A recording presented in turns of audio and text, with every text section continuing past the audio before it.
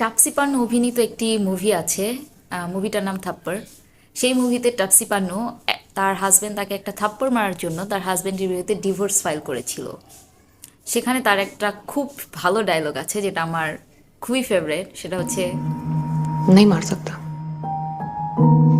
Just a slap, पर नहीं मार सकता। এক্স্যাক্টলি এক থাপ্পড়ই তো, কিন্তু মারতে পারবে না। তো আজকে হঠাৎ করে এই মুভিটার কথা মনে পড়লো, কারণ ইদানিং দেখছি সোশ্যাল মিডিয়ায় 2019 সালে একটি ঘটনা খুব ভাইরাল হচ্ছে, সেটা হচ্ছে পৃথিবীর সবচেয়ে সংক্ষিপ্ত বিয়ে। তো ঘটনাটা এমন হয়েছিল যে 2019 সালে কুয়েতে এক নবদম্পতি সবে মাত্র বিয়ে সম্পন্ন করে বের হচ্ছিল, আর তখনই নববধূ নামার সময় হোঁচট খেয়ে প্রায় পড়ে যাচ্ছিল। তো তার যে হাজব্যান্ড ছিল, সে তাকে হেল্প করার বদলে উল্টো তাকে বলে বসলো স্টুপিড। বাস, তখনই সেই নারী বুঝে গেল এর সাথে সারা জীবন কাটানো সম্ভব না। সে সাথে সাথে আদালতে গেল এবং ডিভোর্স ফাইল করলো, এবং বিচারকও তার ডিভোর্সটি মঞ্জুর করলো।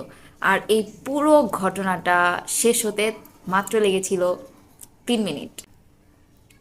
মানে পৃথিবীর সবচেয়ে সংক্ষিপ্ত বিয়ে যেটা স্থায়ী হয়েছিল মাত্র 3 মিনিট, একদম সঠিক কাজটি করেছিল। হতে পারে সেটা একটা জাস্ট গালি, স্টুপিডের মতন, হতে পারে সেটা একটা জাস্ট থাপ্পড়, কিন্তু মারতে পারবে না, বলতে পারবে না। অবশ্যই সব মেয়েদের তাদের আত্মসম্মানকে রক্ষা করতে হবে, সব সময় তাদের বাউন্ডারি সেট করতে হবে।